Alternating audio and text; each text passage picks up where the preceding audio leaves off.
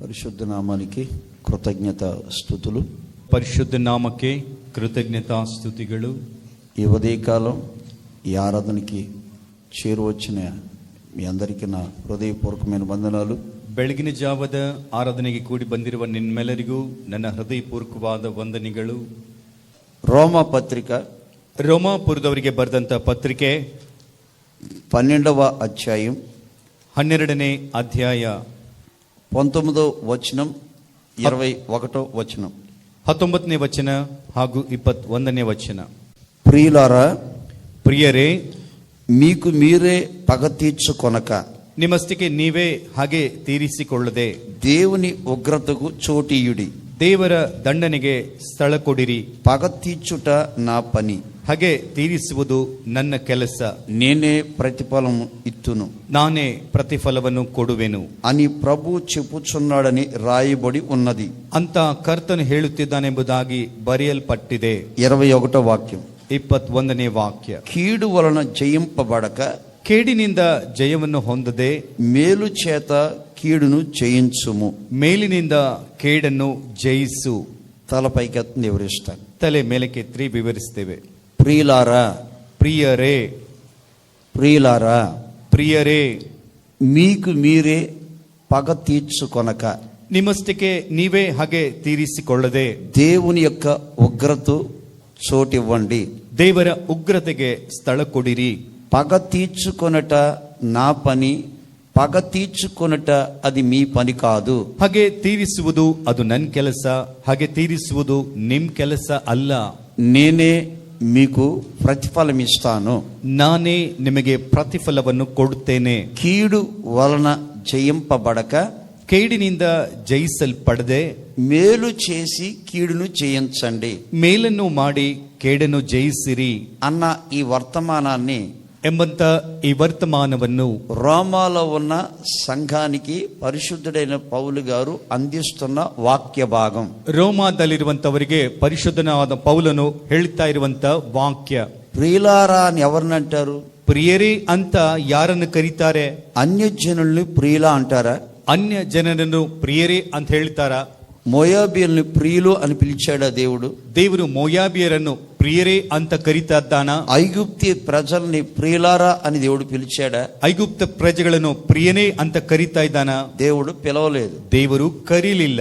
ఇక్కడ సంఘములో ఉన్న వారందరూ దేవునికి ప్రియులు. ಇಲ್ಲಿ ಸಭೆಯಲ್ಲಿ ಇರುವಂತವರೆಲ್ಲರೂ ದೇವರಿಗೆ ಪ್ರಿಯರು. అనగా ಅಂದ್ರೆ వాక్యం విని ವಾಕ್ಯವನ್ನು ಕೇಳಿ మారు మనసు పొంది ಮಾನಸಾಂತರ ಹೊಂದಿ తండ్రి కుమార పరిశుద్ధాత్మ నామములో బాప్తిసం పొంది ತಂದೆ ಕುಮಾರ ಪವಿತ್ರಾತ್ಮ ನಾಮದಲ್ಲಿ ದೀಕ್ಷಾ ಸ್ನಾನ ಹೊಂದಿ లోకానికి వేరై దేవునిలో బ్రతుకుతూ ಲೋಕಕ್ಕೆ ಬೇರೆಯಾಗಿ ದೇವರಲ್ಲಿ ಬದುಕುತ್ತಾ యాకోబు ప్రత్యేకించబడినట్లుగా మనం కూడా ప్రత్యేకించబడి ಯಾಕೋಬನು ಪ್ರತ್ಯೇಕಿಸಲ್ಪಟ್ಟ ಹಾಗೆ ನಾವು ಕೂಡ ಪ್ರತ್ಯೇಕಿಸಲ್ಪಟ್ಟು అల్లారదలో పాలు పంపులు పొందుతూ ಕರ್ತನ ಭೋಜನದಲ್ಲಿ ಭಾಗವಹಿಸಿ విశ్వాసంతో ప్రార్థన చేసుకునే ప్రతి వ్యక్తిని కూడా ప్రియురాలా అని పిలుస్తున్నాడు. ವಿಶ್ವಾಸದಿಂದ ಪ್ರಾರ್ಥನೆ ಮಾಡಿಕೊಳ್ಳುವಂತಹ ಪ್ರತಿಯೊಬ್ಬರನ್ನು ಪ್ರಿಯರೇ ಅಂತ ಕರೀತಾ ಇದ್ದಾನೆ. అందుకని దేవుని బిడ్డలైన మనము, ಅದಕ್ಕಾಗಿ ದೇವರ ಮಕ್ಕಳಾಗಿರುವ ನಾವು, మనకి ఎవరన్నా గాయపరుచుంటే, ನಮಗೆ ಯಾರಾದ್ರೂ ಗಾಯ ಮಾಡಿದ್ರೆ, నిందలేసుంటే, ನಿಂದೆ ಹಾಕಿದ್ರೆ, అవమానపరుచుంటే, ಅವಮಾನ ಮಾಡಿದ್ರೆ, శత్రుత్వం కలిగి మన ఎడల నడుచుకుంటుంటే, ಶತ್ರುತ್ವ ಉಳ್ಳವರಾಗಿ ನಮ್ ಕಡೆಗೆ ನಡೆದುಕೊಂಡ್ರೆ, దేవుడు చెప్తున్న మాట, ದೇವರು ಹೇಳ್ತಾ ಇರುವ ಮಾತು, మీకు మీరే పగ తీర్చుకొనవద్దు. ನಿಮ್ಮಷ್ಟಕ್ಕೆ ನೀವೇ ಹಾಗೆ ತೀರಿಸಿಕೊಳ್ಬಾರ್ದು. పగ తీర్చుకొనట అది మీ పని కాదు. ಹಾಗೆ ತೀರಿಸಿಕೊಳ್ಳುವುದು ಅದು ನಿಮ್ ಕೆಲಸ ಅಲ್ಲ. పగ తీర్చుకొనట అది నా పని. ಹಾಗೆ ತೀರಿಸುವುದು ಅದು ನನ್ ಕೆಲಸ. మీకు ఎవరన్నా శత్రులు ఉంటే, ನಿಮಗೆ ಯಾರಾದ್ರೂ ಶತ್ರು ಇದ್ರೆ వాళ్ళ ఎడల మీరు పగ తీర్చుకోవద్దు. ಅವರ ಕಡೆಗೆ ನಿಮ್ಮ ಹಾಗೇನು ತೀರಿಸಿಕೊಳ್ಳಬಾರದು. నేను పగ తీర్చుకుంటాను, ನಾನು ಹಾಗೆ ತೀರಿಸಿಕೊಳ್ತೇನೆ, నేను ప్రతిఫలం ఇస్తాను, ನಾನು ಪ್ರತಿಫಲ ಕೊಡ್ತೇನೆ. మీరు కీడు చేసి జయించాలని మీరు సంబరపడొద్దు. ಕೇಡನ್ನು ಮಾಡಿ ಜಯಿಸಿದನೆ ಎಂಬುದಾಗಿ ಸಂಭ್ರಮ ಪಡಬೇಡಿರಿ. మేలు చేసి కీడుని జయించినప్పుడు మనం సంతోషపడాలి. ಮೇಲನ್ನು ಮಾಡಿ ಕೇಡನ್ನು ಜಯಿಸುವಾಗ ನಾವು ಸಂಭ್ರಮ ಪಡಬೇಕು. ఈ పగలు ప్రతీకారాలు అనేవి ಹೀಗೆ ಹಾಗೆ ಪ್ರತಿಕಾರ ಎನ್ನುವುದು ఇంట్లో ఉంటాయి, ಮನೆಯೊಳಗಿರ್ತವೆ, ఇంటి బయట ఉంటాయి, ಮನೆ ಹೊರಗೂ ಇರ್ತವೆ, రక్త సంబంధంలో ఉంటాయి, ರಕ್ತ ಸಂಬಂಧಿಕರಲ್ಲಿ ಇರ್ತವೆ, ఆత్మీయుల్లో ఉంటాయి, ಆತ್ಮೀಯರಲ್ಲಿ ಇರ್ತವೆ, పనికాడ తోటి వారితో ఉంటాయి, ಕೆಲಸ ಮಾಡುವಂತ ಸ್ಥಳದಲ್ಲಿ ಸ್ನೇಹಿತರ ಬಳಿ ಇರ್ತವೆ. పగలు ప్రతీకారాలు అనేవి ఇరుగు పొరుగు వారి ద్వారా కలుగుతాయి. ಹಾಗೆ ಪ್ರತಿಕಾರ ನೆರೆಹೊರೆಯವರಿಂದ ಕೂಡ ಉಂಟಾಗ್ತವೆ. కొన్ని సందర్భాల్లో ఇంటి వారి ద్వారా కలుగుతాయి. ಕೆಲವು ಸಂದರ್ಭಗಳಲ್ಲಿ ಮನೆಯವರಿಂದಲೂ ಕೂಡ ಉಂಟಾಗ್ತವೆ. మీరు బాగా గమనించండి. ನೀವು ಚೆನ್ನಾಗಿ ಗಮನಿಸಿರಿ. యేసేపు మీద పగబట్టింది ఎవరు? ಯೋಸೇಫನ ಮೇಲೆ ಹಾಗೆ ಹಿಡಿದಂತವರು ಯಾರು? ఎవరండి? వాళ్ళ అన్నయ్యలే, ಅವರ ಅಣ್ಣಂದಿರೇ. ఎందుకు పగబట్టారు? ಅವ್ರು ಯಾಕೆ ಹಾಗೆ ಹಿಡಿದ್ರಂತೆ? వాళ్ళ నాన్న, ಅವ್ರ ತಂದೆ యాకోబు యేసేపును బాగా ప్రేమిస్తున్నాడు, బాగా చూసుకుంటున్నాడు. ಯಾಕೋಬನು ಯೋಸೇಫನನ್ನು ಚೆನ್ನಾಗಿ ನೋಡ್ಕೊಳ್ತಾ ಇದ್ದಾನೆ, ಪ್ರೀತಿ ಮಾಡ್ತಾ ಇದ್ದಾನೆ. ఎవరికి కుట్టించలేని విచిత్రమైన చొక్కాయి అంగి యేసేపుకి కుట్టించి తండ్రి ధరింపు చేశాడు. ಯಾರಿಗೂ ಹೊಲಿಸದಂತ ಒಳ್ಳೆ ವಿಚಿತ್ರವಾದ ಅಂಗಿಯನ್ನು ಯೋಸೇಫನಿಗೆ ಅವ್ರ ತಂದೆ ಕೊಡ್ತಾ ಇದ್ದಾನೆ. అన్నయ్యలు పగబట్టేశారు. ಅದನ್ನ ನೋಡಿ ಅಣ್ಣಂದ್ರಿಗೆ ಹಾಗೆ ಹಿಡಿತಾ ಇದ್ದಾರೆ. దావీదు ఉన్నాడండి, దావీదనిದ್ದಾನೆ ರೀ. ఇశ్రాయేల్ ప్రజలు, ಇಸ್ರಾಯೇಲ್ ಪ್ರಜೆಗಳು సౌలుకి వేల కొలది, ಸೌಲನಿಗೆ 1000 ಗಟ್ಟಲೆ, దావీదికి 10,000 కొలది అన్నారు. దావీದನಿಗೆ 10,000 ಗಟ್ಟಲೆ ಅಂತ ಹೇಳಿದ್ರು. వెంటనే ಕೂಡಲೇ సౌలు దావీదును పగబట్టాడు. ಸೌಲನು దావీದನ ಮೇಲೆ ಹಾಗೆ ಹಿಡಿದ. ఏబేలను ఆశీర్వదించబడ్డాడు, ఆశీర్వాద ಹೊಂದಿದ. ఏబేలు యొక్క ఆశీర్వాదాన్ని చూసి ఓర్చుకోలేక కుళ్ళుకుని మత్సరపడి, ಯೋಸೇಫನ ಆಶೀರ್ವಾದ ತಡಲಿಕ್ಕಾಗದೆ ಹೊಟ್ಟೆ ಕಿಚ್ಚಿನಿಂದ ನೋವಿನಿಂದ కయీను ఏబేలు మీద పగబెట్టేశాడు. ಕಯ್ಯನನು ಹೇಬೇಲಿನ ಮೇಲೆ ಹಾಗೆ ಹಿಡಿದ. చూడండి, ನೋಡ್ರಿ, వీళ్ళ బయటోళ్ళు కాదు, ಇವ್ರೇನು ಹೊರಗಿನವರೇನಲ್ಲ, పాకిస్తాన్ వాళ్ళు కాదు, ಪಾಕಿಸ್ತಾನದವರಲ್ಲ, నేపాల్ వాళ్ళు కాదు, ನೇಪಾಳಿ ಏನಲ್ಲ, ఇంట్లో వాళ్ళే, ಮನೆಯವರೇ. ఈ రోజున వాక్యం వింటున్న దేవుని బిడ్డలారా, ಇದಿನ ವಾಕ್ಯವನ್ನು ಕೇಳುವಂತ ದೇವರ ಮಕ್ಕಳೇ, మీకు ఇంట్లో ఉండొచ్చు శత్రువులు, ನಿಮ್ಮ ಮನೆಯೊಳಗೆ ಇರಬಹುದು ಶತ್ರುಗಳು, పనికాడు శత్రువులు ఉండొచ్చు, ಕೆಲಸದ ಹತ್ರ ಶತ್ರುಗಳಿರಬಹುದು, ఇరుగు పొరుగు వాళ్ళు శత్రువులు ఉండొచ్చు, ನೆರೆಹೊರೆಯವರಲ್ಲಿ ಶತ್ರುಗಳಿರಬಹುದು. శత్రువు ఎడల ಶತ್ರುವಿನ ಕಡೆಗೆ మనం పగ తీర్చుకొనక, ನಾವು ಹಾಗೆ ತೀರಿಸಿಕೊಳ್ಳದೆ దేవుని ఉగ్రతకి మనం చోటిస్తే, ದೇವರ ಉಗ್ರತೆಗೆ ನಾವು ಸ್ಥಳ ಕೊಟ್ಟರೆ దేవుడు మనకు ప్రతిఫలం ఇస్తాడు. ದೇವರು ನಮಗೆ ಪ್ರತಿಫಲವನ್ನು ಕೊಡ್ತಾನೆ. ఆరోగ్య విషయంలో దేవుడు ప్రతిఫలం ఇచ్చునుగాక, ಆಮೆನ್. చేతి పనిలో ప్రతిఫలం ఇచ్చునుగాక, ಆಮೆನ್. ఉద్యోగంలో ప్రతిఫలం ఇచ్చునుగాక, ಆಮೆನ್. వ్యాపారంలో ప్రతిఫలం ఇచ్చునుగాక, ಆಮೆನ್. చదువులో ప్రతిఫలం ఇచ్చునుగాక, ಆಮೆನ್. నీ అవసరతలు అన్నిటిలో దేవుడు ప్రతిఫలం ఇచ్చునుగాక. ಆಮೆನ್. అందుకని దేవుడు చెప్తున్న మాట, ಅದಕ್ಕಾಗಿ ದೇವರು ಹೇಳ್ತಾ ಇರುವ ಮಾತು, ప్రియులారా, ಪ್ರಿಯರೇ, మీకు మీరే పగ తీర్చుకొనక, ನಿಮ್ಮಷ್ಟಕ್ಕೆ ನೀವೇ ಹಾಗೆ ತೀರಿಸಿಕೊಳ್ಳದೆ దేవునికి మీరు అవకాశం ఇవ్వండి, ದೇವರಿಗೆ ನೀವು ಅವಕಾಶವನ್ನು ಕೊಡಿರಿ, లేక దేవునికి మీ శత్రువుని అప్పగించండి. ಅಥವಾ ದೇವರ ಕೈಗೆ ನಿಮ್ಮ ಶತ್ರುಗಳನ್ನು ಒಪ್ಪಿಸಿರಿ. ఎగతాళి చేస్తున్నారా? ಅವ್ರು ಹೀಯಾಳಿಸ್ತಾ ಇದ್ದಾರಾ? దూషిస్తున్నారా? ದೂಷಿಸ್ತಾ ಇದ್ದಾರಾ? అవమానపరుస్తున్నారా? ಅವಮಾನ ಮಾಡ್ತಾ ಇದ್ದಾರಾ? పళ్ళు పటపట కొరుకుతున్నారా? ಹಲ್ಲನ್ನು ಕಡಿತಾ ಇದ್ದಾರಾ? వాళ్ళు ఎటువంటి వారైనా సరే, ಅವ್ರು ಎಂತವರಾದ್ರೂ ಸರಿ, మనం మౌనం అయిపోవాలి. ನಾವು ಮೌನಿಗಳಾಗಬೇಕು. మన శత్రువుని దేవునికి అప్పగించాలి. ನಮ್ಮ ಶತ್ರುವನ್ನು ದೇವರಿಗೆ ಒಪ್ಪಿಸಬೇಕು. దేవుడు పగ తీర్చుకుంటాడు. ದೇವರು ಹಾಗೆ ತೀರಿಸಿಕೊಳ್ತಾನೆ. అందుకే పెద్దలు మాట అంటారు, ಅದಕ್ಕಾಗಿ ಹಿರಿಯರು ಒಂದು ಮಾತು ಹೇಳ್ತಾರೆ, కుక్క చేసే పని కుక్క చెయ్యాలి, ನಾಯಿ ಮಾಡಬೇಕಾದದ್ದನ್ನು ನಾಯಿ ಮಾಡಬೇಕು, గాడి చేసే పని గాడి చెయ్యాలని. ಕತ್ತೆ ಮಾಡಬೇಕಾದದ್ದನ್ನು ಕತ್ತೆ ಮಾಡಬೇಕು. కుక్క చేసే పని గాడి చేస్తే గాడిది ఈప్ మీద ఏం పడతాయి? ನಾಯಿ ಮಾಡಬೇಕಾದಂತ ಕೆಲಸ ಕತ್ತೆ ಮಾಡಿದ್ರೆ ಕತ್ತೆ ಬೆನ್ನ ಮೇಲೆ ಏನ್ ಬೀಳ್ತವೆ? దెబ్బలు పడతాయి, ಹೊಡಿತಾ ಬೀಳ್ತವೆ. అవునా? ಹೌದಾ?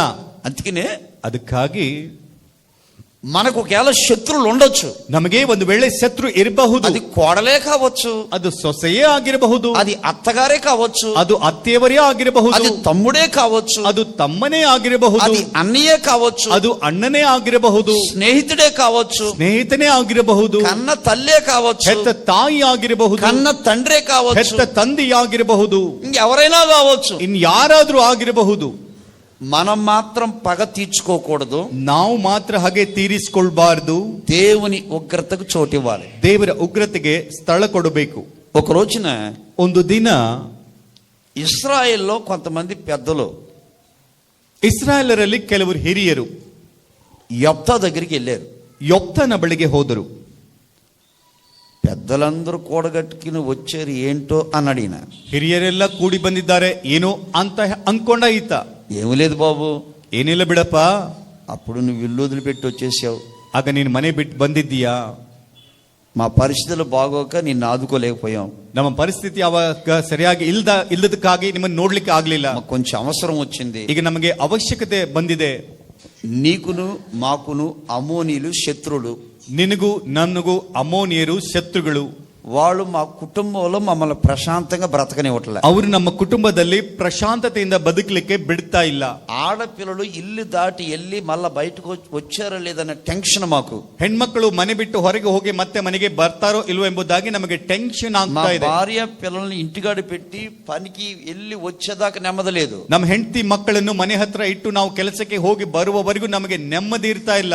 ఎప్పుడు వచ్చి మా ప్రాంతాన్ని ప్రజలను నాశనం చేస్తారని భయపడుతున్నాం. ಯಾವಾಗ ಬಂದ್ಬಿಟ್ಟು ನಮ್ಮ ಪ್ರಜೆಗಳನ್ನು ನಮ್ಮ ಪ್ರಾಂತವನ್ನು ನಾಶ ಮಾಡ್ತಾನೆ ಎಂಬುದಾಗಿ ನಮಗೆ ಭಯ ಅನಿಸ್ತಾ ಇದೆ. అందుకని యెఫ్తా, ಅದಕ್ಕಾಗಿ ಯೆಫ್ತಾ నువ్వు మాతో వచ్చి ನೀನು ನಮ್ಮ ಸಂಗಡ ಬಂದು మా శత్రువులతో నువ్వు యుద్ధం చేయాలన్నాడు. ನಮ್ಮ ಶತ್ರುವೊಂದಿಗೆ ನೀನು ಯುದ್ಧ ಮಾಡಬೇಕು ಅಂತ ಹೇಳಿದ್ರು. ఆ పెద్దల మాటకి ಆ ಹಿರಿಯರ ಮಾತಿಗೆ యెఫ్తా ఎదురు సమాధానం చెప్పగా ಯೆಫ್ತಾ ವಿರುದ್ಧವಾಗಿ ಸಮಾಧಾನ ಕೊಡದೆ వాళ్ళ మాటకి విలువిచ్చి గౌరవించి ಅವರ ಮಾತಿಗೆ ಬೆಲೆ ಕೊಟ್ಟು ಗೌರವ ಕೊಟ್ಟು ఒకప్పుడు పారిపోయిన యెఫ్తా అదే ఊరికి మళ్ళా పెద్దల మాట విని తిరిగి వచ్చాడు. ಮೊದಲು ಯೆಫ್ತಾ ಆ ಊರನ್ನು ಬಿಟ್ಟು ಹೋದಂತ ಅವನು ಹಿರಿಯರ ಮಾತನ್ನು ಕೇಳಿ ಅದೇ ಊರಿಗೆ ಬಂದ್ಬಿಟ್ಟ. ఇప్పుడు శత్రువుల మీదకి యుద్ధానికి వెళ్ళాలి. ಈಗ ಶತ್ರುಗಳ ಮೇಲೆ ಯುದ್ಧಕ್ಕೆ ಹೋಗಬೇಕು. ఇప్పుడు శత్రువుల మీద యెఫ్తా పగ తీర్చుకోవాలి. ಈಗ ಶತ್ರುವಿನ ಮೇಲೆ ಯೆಫ್ತಾ ಹಾಗೆ ತೀರಿಸಿಕೊಳ್ಬೇಕು. అప్పుడు యెఫ్తా ఏం చేశాడంటే, ಆಗ ಯೆಫ್ತಾ ಏನ್ ಮಾಡ್ತಿದ್ದಾನಂದ್ರೆ ಮೊದಲು దేవుని దగ్గర మోకరించాడు,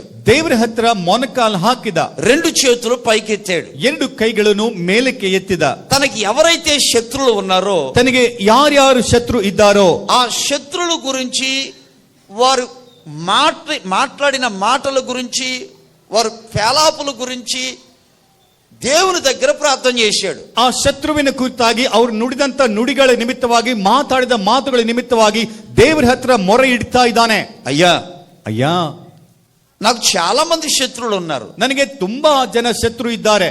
ఒకరిని జయిస్తే మరొకరి దగ్గర నేను ఓడిపోతాను, ಒಬ್ಬನನ್ನು ಜಯಿಸಿದ್ರೆ ಇನ್ನೊಬ್ಬನ ಹತ್ರ ನಾನು ಸೋತು ಹೋಗ್ತಾ ಇದ್ದೇನೆ. ఈడిపైన నాకు జయం వస్తే, ಇವನ ಮೇಲೆ ನನಗೆ ಜಯ ಸಿಕ್ಕರೆ మరొక శత్రు మరొక చోట నా మీద లెగిస్తాడు, ಇನ್ನೊಬ್ಬ ಶತ್ರು ಇನ್ನೊಂದು ಸ್ಥಳದಲ್ಲಿ ನನ್ನ ಮೇಲೆ ಎದ್ದೇಳ್ತಾ ಇದ್ದಾನೆ. ఇదంతా ఎందుకయ్యా? ಅಯ್ಯ ಇದೆಲ್ಲ ಯಾಕೆ? నా చేతులకి మట్టి అంటుకోకూడదు, ನನ್ನ కైಗೆ మಣ್ಣು హత్ಕೊಳ್ಬಾರ್ದು. యుద్ధం నీదే, ಯುದ್ಧ ನಿನ್ನದೇ, పగ తీర్చుకోవడం కూడా నీ పనే, ಹಾಗೆ ತೀರಿಸಿಕೊಳ್ಳುವುದು ಕೂಡ ನಿನ್ ಕೆಲಸವೇ. నేను మనిషిగా, మానవ మాతృడుగా నేను మాత్రం యుద్ధానికి వెళ్తాను. ನಾನೊಬ್ಬ ಮನುಷ್ಯನಾಗಿ ಒಬ್ಬ ಮನುಷ್ಯನ ಅಂತೆ ನಾನು ಯುದ್ಧಕ್ಕೆ ಹೋಗ್ತೇನೆ. యుద్ధానికి వెళ్ళాడండి, ಆತ ಯುದ್ಧಕ್ಕೆ ಹೋದರಿ, యుద్ధంకి వెళ్ళాడు అంతే.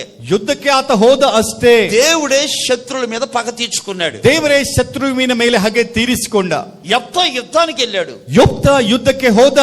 వెళ్ళేటప్పుడు ఏడ్చుకుంటూ వెళ్ళాడు, ಹೋಗ್ತಾ ಬೇಕಾದ್ರೆ ಅಳ್ತಾ ಹೋದ. వెళ్ళేటప్పుడు భయంతో వెళ్ళాడు, ಹೋಗುವಾಗ ಭಯದಿಂದ ಹೋದ. వెళ్ళేటప్పుడు దిగులుతో వెళ్ళాడు, ಹೋಗುವಾಗ ಚಿಂತೆ ಮಾಡ್ತಾ ಹೋದ. యుద్ధంలో జయం పొందిన తర్వాత ಯುದ್ಧದಲ್ಲಿ ಜಯ ಹೊಂದಿದ ನಂತರ ఇప్పుడు సంతోషంగా ఇంటికి వస్తున్నాడు, ಈಗ ಸಂತೋಷವಾಗಿ ಹಿಂತಿರುಗಿ ಬರ್ತಾ ಇದ್ದಾನೆ. సమాధానంగా ఇంటికి వస్తున్నాడు, ಸಮಾಧಾನದಿಂದ ಮನೆಗೆ ಬರ್ತಾ ಇದ್ದಾನೆ. ప్రశాంతంగా వస్తున్నాడు, ಪ್ರಶಾಂತತೆಯಿಂದ ಬರ್ತಾ ಇದ್ದಾನೆ. ఇంటికి వచ్చిన తర్వాత ಮನೆಗೆ ಬಂದ ನಂತರ తన కుమార్తె, ತನ್ನ ಮಗಳು తండ్రితో ఒక మంచి మాట మాట్లాడుతుందండి. ತಂದೆಯೊಂದಿಗೆ ಒಂದು ಒಳ್ಳೆಯ ಮಾತನ್ನು ಮಾತಾಡ್ತಾಳೆ. ఆ మాట చాలా నా హృదయానికి చాలా మధురం అనిపించింది. ಆ ಮಾತು ನನ್ನ ಹೃದಯಕ್ಕೆ ಬಹಳ ಮಧುರ ಅನಿಸ್ತು. న్యాయాధిపతులు ನ್ಯಾಯ ಸ್ಥಾಪಕರು 11వ అధ్యాయం 11ನೇ ಅಧ್ಯಾಯ 36వ వాక్యం.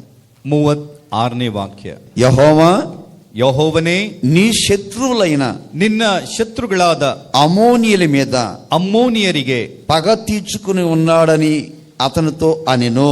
ಮುಯ್ಯಿ ತೀರಿಸಿದರಿಂದ ಎಂಬುದಾಗಿ ಆತನೊಂದಿಗೆ ಹೇಳಿದನು. మళ్ళా చదువుతున్నాను వినండి, ಮತ್ತೆ ಓದ್ತಾ ಇದ್ದೇನೆ ನೋಡ್ರಿ. కూతురు చెప్తుంది తండ్రితో, ತಂದೆಯೊಂದಿಗೆ ಮಗಳು ಹೇಳ್ತಾ ಇದ್ದಾಳೆ, యెహోవా నీ శత్రువులైన ನಿನ್ನ ಶತ್ರುವಾಗಿರುವ అమోనీయుల మీద ಅಮ್ಮೋನಿಯರ ಮೇಲೆ పగ తీర్చుకున్నాడు, ಹಾಗೆ ತೀರಿಸಿಕೊಂಡಿದ್ದಾನೆ. యెఫ్తాకి అమోనీయులు శత్రువు. ಯೊಪ್ತಗೆ ಅಮ್ಮೋನಿಯರು ಶತ್ರುಗಳು. మరి పగ ఎవరు తీర్చుకున్నారు? ಹಾಗಾದ್ರೆ ಹಾಗೆ ಯಾರು ತೀರಿಸಿಕೊಂಡಿದ್ದಾರೆ? యొప్తాకి ఎవరు శత్రువులు? ಯೊಪ್ತನಿಗೆ ಯಾರು ಶತ್ರುಗಳು? అమోనీయులు. మరి పగ తీర్చుకుంది ఎవరు? దేవుడు.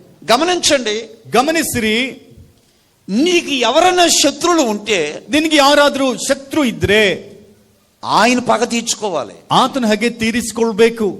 ఆయన పగ తీర్చుకుంటే ಆತನ ಹಾಗೆ ತೀರಿಸಿಕೊಂಡ್ರೆ నీకు వాటమి ఉండదు. ನಿನಗೆ ಇನ್ನೇನು ಓಟ ಇರಲ್ಲ. మీకు ఏం కలుగుతుందంటే జయము కలుగుతుంది. ನಿನಗೇನು ಉಂಟಾಗ್ತದಂದ್ರೆ ಜಯ ಉಂಟಾಗ್ತದೆ. నీ చేతులకి మట్టి అంటకుండా దేవుడు నీకు జయాన్ని ఇచ్చే దేవుడు. ನಿನ್ನ ಕೈಗೆ ಮಣ್ಣು ತಾಗದಂತೆ ಜಯವನ್ನು ಕೊಡುವಂತ ದೇವರ ಆತನು. మీరు బాగా గమనించండి. ನೀವು ಚೆನ್ನಾಗಿ ಗಮನಿಸಿರಿ. యేసేపుని పగపట్టారు. ಯೋಸೇಫನ ಮೇಲೆ ಹಾಗೆ ಹಿಡಿದಿದ್ದಾರೆ. యేసేపు తిరిగి పగపట్టలేదు. ಯೋಸೇಫನ ಅವರ ಮೇಲೆ ಮತ್ತೆ ತಿರುಗಿ ಹಾಗೆ ಹಿಡಿಲಿಲ್ಲ. జయాన్ని దేవుడు ఇచ్చాడు. ದೇವರು ಜಯವನ್ನು ಕೊಟ್ಟರು. దానియేలు మీద తోటి ఉద్యోగస్తులు పగపట్టారు. ದಾನಿಯೇಲನ ಮೇಲೆ ಅವನ ಸಂಗಡ ಇರುವಂತ ಉದ್ಯೋಗಸ್ಥರು ಹಾಗೆ ಮಾಡ್ತಾ ಇದ್ದಾರೆ. దానియేలు తిరిగి పగపట్టలేదు. ದಾನಿಯೇಲನು ತಿರುಗಿ ಅವರ ಮೇಲೆ ಹಾಗೆ ಹಿಡಿಯಲಿಲ್ಲ. దానియేలు ఆ దేశంలో గొప్పోడయ్యాడు. ದಾನಿಯೇಲನು ಆ ದೇಶದಲ್ಲಿ ದೊಡ್ಡ ವ್ಯಕ್ತಿಯಾದ. దావీదు మీద సౌలు పగపట్టాడు. ದಾವೀದನ ಮೇಲೆ ಸೌಲನು ಹಾಗೆ ಹಿಡಿದಿದ್ದಾನೆ. తిరిగి దావీదు పగపెట్టలేదు. ತಿರುಗಿ ದಾವೀದನು ಹಾಗೆ ಹಿಡಿಯಲಿಲ್ಲ. వాక్యం వింటున్న దేవుని బిడ్డలారా, ವಾಕ್ಯವನ್ನು ಕೇಳ್ತಾ ಇರುವ ದೇವರ ಮಕ್ಕಳೇ, కొన్నిసార్లు నీ అత్తగారు నిన్ను పగపట్టొచ్చు. ಕೆಲವು ಸಾರಿ ನಿನ್ನ ಅತ್ತೆ ನಿನ್ನ ಮೇಲೆ ಹಾಗೆ ಹಿಡಿಯಬಹುದು. కొన్నిసార్లు నీ కోడలు నిన్ను పగపట్టొచ్చు. ಕೆಲವು ಸಾರಿ ನಿನ್ನ ಸೊಸೆ ನಿನ್ನ ಮೇಲೆ ಹಾಗೆ ಹಿಡಿಯಬಹುದು. కొన్నిసార్లు నీ తోటి స్నేహితుడే నిన్ను పగపట్టొచ్చు. ಕೆಲವು ಸಾರಿ ನಿನ್ನ ಸಂಗಡ ಇರುವಂತಹ ಸ್ನೇಹಿತರು ನಿನ್ನ ಮೇಲೆ ಹಾಗೆ ಹಿಡಿಯಬಹುದು. కొన్నిసార్లు నీ తోటి సహోదరు నిన్ను పగపట్టొచ్చు. ಕೆಲವು ಸಾರಿ ನಿನ್ನ ಸಂಗಡ ಇರುವಂತಹ ಸಹೋದರರು ನಿನ್ನ ಮೇಲೆ ಹಾಗೆ నీ మీద ఎంతమంది పగ పట్టుకున్నా నీవు మాత్రం పగ పెట్టుకోవద్దు. దేవునికి చోటి. ನಿನ್ನ ಮೇಲೆ ಎಷ್ಟೇ ಜನ ಹಾಗೆ ಹಿಡಿದುಕೊಂಡ್ರು ನೀನು ಹಾಗೆ ಹಿಡಿದುಕೊಳ್ಳಬೇಡ. ಆದ್ರೆ ದೇವರಿಗೆ ನೀನು ಸ್ಥಳ ಕೊಡು. నీ ఉద్యోగంలో నీకు ఎదురవుతారు. ನಿನ್ನ ಉದ್ಯೋಗದಲ್ಲಿ ನಿನಗೆ ಎದುರಾಗಬಹುದು. ఇరుగు పొరుగు వారు ఎదురవుతారు. ನಿನ್ನ ನೆರೆಹೊರೆಯವರು ನಿನಗೆ ಎದುರಾಗ್ತಾರೆ. రక్త సంబంధంలో ఎదురవుతారు. ರಕ್ತ ಸಂಬಂಧಿಕರು ಎದುರಾಗ್ತಾರೆ. ఎక్కడికి వెళ్ళినా పుట్టగొడుగుల్లాగా నీకు నాకు పుట్టుకుని వస్తూనే ఉంటారు శత్రువులు. ಎಲ್ಲಿಗೆ ಹೋದು ಅಣಬೆಯ ಹಾಗೆ ಎಲ್ಲರೂ ಶತ್ರುಗಳು ನಮ್ಮ ಸಂಗಡನೆ ಇರ್ತಾರೆ. అయితే ಆದ್ರೆ యెఫ్తాకి దేవుడు ఏం చేశాడు? ಯೋಪ್ತನಿಗೆ ದೇವರು ಏನ್ తన ಮಾಡಿದ್ರು? శత్రువుల మీద, యెఫ్తా శత్రువుల మీద దేవుడు పగ పెట్టాడు.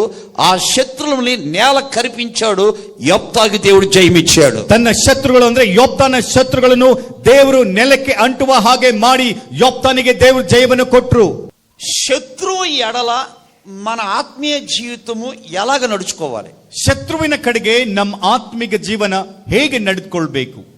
నేను చెప్పేది అర్థమవుతుందా? ನಾನು ಹೇಳುವುದು ಅರ್ಥ ಆಗ್ತಾ ಇದೆಯಾ? మన శత్రువు మీద ఎవరు పగ తీర్చుకోవాలి? ನಮ್ಮ ಶತ್ರುವಿನ ಮೇಲೆ ಯಾರು ಹಾಗೆ ತೀರಿಸಿಕೊಳ್ಬೇಕು? అందుకనే ಅದಕ್ಕಾಗಿ దేవునికి చోటు ఇవ్వాలి. ನಾವು ದೇವರಿಗೆ ಸ್ಥಳ ಕೊಡಬೇಕು. ఎవరికి చోటు ఇవ్వాలి? ಯಾರಿಗೆ ನಾವು ಸ್ಥಳ ಕೊಡಬೇಕು? ఈ గుప్పుడంత గుండెలు ఎవరికి చోటు ఇవ్వాలి? ಈ ಚಿಕ್ಕ ಹೃದಯದಲ್ಲಿ ಯಾರಿಗೆ ನಾವು ಸ್ಥಳ ಕೊಡಬೇಕು? పగకి చోటు ఇవ్వాలా లేక మనం ఆరాధించే దేవునికి చోటు ఇవ్వాలా? ಹಾಗೆಗೆ ನಾವು ಸ್ಥಳ ಕೊಡಬೇಕಾ ಅಥವಾ ನಾವು ಆರಾಧನೆ ಮಾಡುವಂತ ದೇವರಿಗೆ ಸ್ಥಳ ಕೊಡಬೇಕಾ? దేవునికి చోటిస్తే ದೇವರಿಗೆ ಸ್ಥಳ ಕೊಟ್ಟರೆ శత్రువు ఓడిపోతాడు. ಶತ್ರುವು ಸೋಲಿ ಹೋಗ್ತಾನೆ. దేవుడు నీకు జయమిస్తాడు. ನಿನಗೆ ದೇವರು ಜಯವನ್ನು ಕೊಡ್ತಾನೆ. దేవునికి ఎలా చోటు ఇవ్వాలి? ಹಾಗಾದ್ರೆ ದೇವರಿಗೆ ಹೇಗೆ ನಾವು ಸ್ಥಳವನ್ನು దేవుడు అంటే ఎవరు? ದೇವರಂದ್ರೆ ಯಾರು? వాక్యమే. ವಾಕ್ಯವೇ. వాక్యం అంటే ఎవరు? ವಾಕ್ಯ ಅಂದ್ರೆ ಯಾರು? దేవుడే. ದೇವರೇ. దేవుడు అనగా వాక్యమే. ದೇವರಂದ್ರೆ ವಾಕ್ಯವೇ. వాక్యం అనగా దేవుడే. ವಾಕ್ಯವಂದ್ರೆ ದೇವರೇ. వాక్యానికి గుప్పుడంత గుండెలో చోటిస్తే, ವಾಕ್ಯಕ್ಕೆ ನಿನ್ನ ಚಿಕ್ಕ ಹೃದಯದಲ್ಲಿ ಸ್ಥಳ ಕೊಟ್ಟರೆ ఆయన అంటాడు, ಆತ ಹೇಳ್ತಾನೆ, నా కుమారుడా, నా కుమార్తె, ನನ್ ಮಗನೇ, ನನ್ ಮಗಳೇ, నిన్ను పగ పెట్టేవాళ్ళు చాలా మంది ఉన్నారు. ನಿನ್ ಮೇಲೆ ಹಾಗೆ ಹಿಡಿದಂತವರು ತುಂಬಾ ಜನ ಇದ್ದಾರೆ. నువ్వు సంతోషంగా ఓర్చుకోలేరు. ನೀನು ಸಂತೋಷವಾಗಿ ಇದ್ರು ನೋಡ್ಲಿಕ್ಕೆ ಆಗಲ್ಲ. మంచి బట్టలు వేసుకున్న ఓర్చుకోలేరు. ಒಳ್ಳೆ ಬಟ್ಟೆ ಹಾಕಿಕೊಂಡ್ರು ನೋಡ್ಲಿಕ್ಕೆ ಆಗ್ತಾ ಇಲ್ಲ ಅವರಿಗೆ. కుటుంబంలో వ్యక్తులు కలిసి మెలిసి కలకలాడుతున్నా తట్టుకోలేరు. ಕುಟುಂಬದಲ್ಲಿ ಇರುವಂತವರೊಂದಿಗೆ ಸಂತೋಷವಾಗಿ ನಡೆದುಕೊಂಡ್ರೆ ಅವರು ತಡಿಲಿಕ್ಕೆ ಆಗ್ತಾ ಇಲ್ಲ.